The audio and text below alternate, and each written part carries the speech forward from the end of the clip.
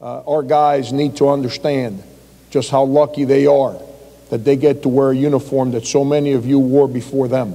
That because of your sacrifices, because of your success, we get to use a locker room that's second to none. We get to fly around on charter planes to go play. We eat meals that rival any meal in the country. The first-class treatment, the way that we treat our athletes in today's day and age. And it's all because of the sacrifices, all of you that came before any of us. You've made this a better place for us, and our objective is to uplift our program once again. So 20 years from now, 30 years from now, whoever's here can tell you that that group before did it as well as Coach McGuire did during his time here. When Frank would stand up at a timeout, he'd button his coat and he'd reach for his shirt sleeves. He did that every time.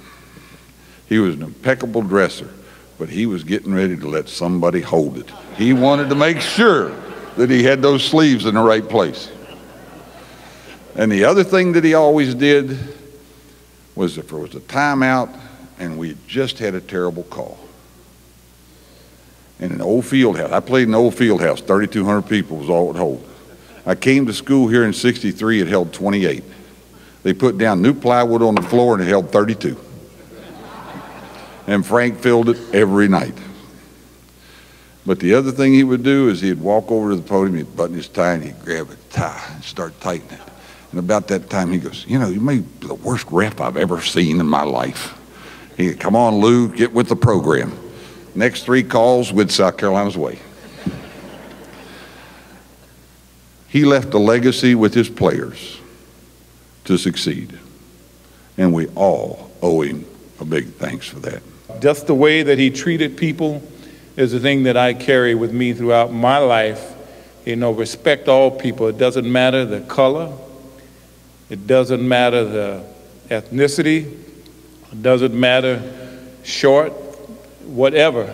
You treat them with respect. And that's the one thing that that's played the biggest role in my life. Coach McGuire was, you know, he was an outstanding gentleman, and I think that's the one thing that I remember about him the most. And I'm honored to be here with all of my ex-teammates and the players that played before me. Like I said, I grew up in Columbia, and I used to watch them on TV, you know, and I'd see Reebok and I'd see Riker, how nasty they were. I was here at the game when they got in the fight with Marquette, and I guess the guy's name was Layton.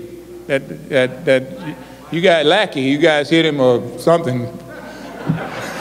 Hey, it was great. That's the one game that I came to as a recruit that I said, hey, I'm going there. I'm going there because it was on a national stage. It was probably being shown all over the world, but yet these guys out there punching and throwing blows. It was great.